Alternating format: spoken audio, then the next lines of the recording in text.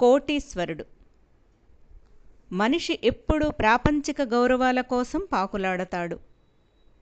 అందుకోసం విద్యలెన్నో నేర్స్తాడు. వివిధ ఉపాయాలతో, న్యాయ అన్యాయాలతో నిమిత్తం లేకుండా సంపద ఆర్జిస్తాడు. ఆపై ధనమదం ఆవహిస్తుంది. అందరూ తాను చెప్పినదే వినాలి అని, తాను తెలియచేసినది చాలా గొప్ప విషయమని, అందుకు తనని గౌరవించాలని భావిస్తాడు. అందరూ తనని గౌరవించాలనే ప్రగాఢ వాంఛతోనే ఉంటాడు. అలా గౌరవించని వారిని పరమ శత్రువులుగా భావిస్తాడు. వారి మీద కక్ష వహించి బదులు తీర్చుకోవడానికి అవకాశం కోసం నిరీక్షిస్తూ ఉంటాడు. అధికార మదం ఆవహించిన వారి పరిస్థితి ఇదే.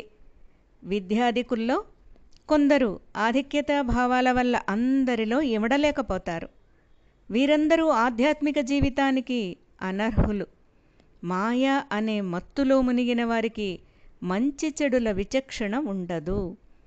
ప్రాపంచిక సంపదలు లేకపోయినా ఆధ్యాత్మిక సంపద కలిగిన వారిని మహాత్ములు సైతం గౌరవిస్తారు. కన్యాకుమారి పుణ్యక్షేత్రంలో విశ్వకర్మ అనే బీద శిల్పి ఉండేవాడు. ఎక్కువగా శివలింగాలనే చెక్కేవాడు. అవి కూడా వివిధ ప్రమాణాల్లో చూడటానికి బహుసుందరంగా ఉండేవి. వాటిని లాభాపేక్ష లేకుండా తన జీవికకు అవసరమైనంత వరకే తీసుకొని భక్తులకు ఇస్తూ ఉండేవాడు. ఆ శివలింగాలను పూజించేవారికి అన్ని విధాలా కలిసి వస్తున్నట్లు చెప్పుకునేవారు ప్రజలు.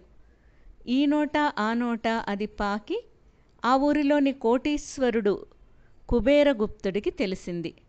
ఆయన విశ్వకర్మను రమ్మని కబురు చేశాడు. తన పనినే దైవారాధనగా భావించే విశ్వకర్మ తనకు రావడానికి తీరిక లేదని, అవసరమైతే కుబేరగుప్తుణ్ణే రమ్మని జవాబు పంపించాడు.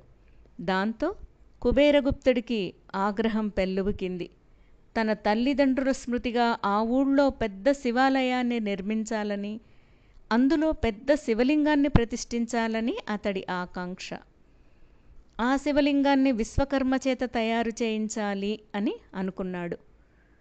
అతడు కబురు చేసినా రాకపోయేసరికి శివలింగం తయారీని వేరొక శిల్పికి అప్పగించాడు. దురదృష్టవశాత్తు శివలింగాన్ని శాంతం చెక్కకుండానే ఆ శిల్పి హఠాత్తుగా కాలం చేశాడు. ఎవరినడిగినా ఆ శివలింగాన్ని పూర్తి చేయటానికి అంగీకరించలేదు. తాము కూడా అలా అర్ధాంతరంగా మరణిస్తామని భయాన్ని వ్యక్తం చేస్తూ ఆ పనికి నిరాకరించారు. ఆ సమయంలో ఆ ఊరికి ఒక అవధూత తన శిష్యులతో వచ్చాడు. ఆయన తన చిన్న తోటలో విడిది చేశాడు. ఊరి ప్రజలందరూ వెళ్ళి స్వామివారిని దర్శనం చేసుకుంటున్నారని తెలిసి కుబేరగుప్తుడు ఆర్భాటంగా తరలి వెళ్ళాడు. విలువైన వస్త్రాలు ధరించి ఆభరణాలు మెరిసిపోతూ ఉండగా సపరివారంగా అనేక కానుకలతో స్వామిని చూడటానికి వెళ్ళాడు.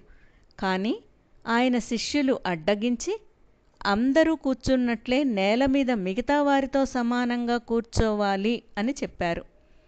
చేసేది ఏమీ లేక కుబేరగుప్తుడు అవమానం దిగమింగుతూ కూర్చున్నాడు. అంతలో మాసిపోయిన చింకిపాత దుస్తులతో విశ్వకర్మ వచ్చి స్వామికి దూరం నుంచే నమస్కరించి నేల మీద కూర్చున్నాడు. స్వామి సౌజ్ఞ చేసి శిష్యుల ద్వారా విశ్వకర్మను తన వద్దకు పిలిపించుకున్నారు. ప్రత్యేక ఆశీస్సులిచ్చి పక్కనే కూర్చోబెట్టుకున్నారు. భక్తులారా, ఈ విశ్వకర్మ గురించి విని ప్రత్యేకంగా ఇతన్ని కలుసుకునేందుకే నేను ఈ ఊరు వచ్చాను. ఇతడు పరమ శివభక్తుడు, నిస్వార్థ దైవ సేవకుడు. అందుకే ఇతడి శివలింగ శిల్పాల్లో జీవకళ తాండవిస్తూ ఉంటుంది. ఆధ్యాత్మికంగా ఇతడు కోటీశ్వరులకే కోటీశ్వరుడు, అఖండ గౌరవానికి అర్హుడు అని ప్రశంసించాడు. కుబేరగుప్తుడికి విశ్వకర్మ గొప్పతనం ఏమిటో అప్పుడు తెలిసింది.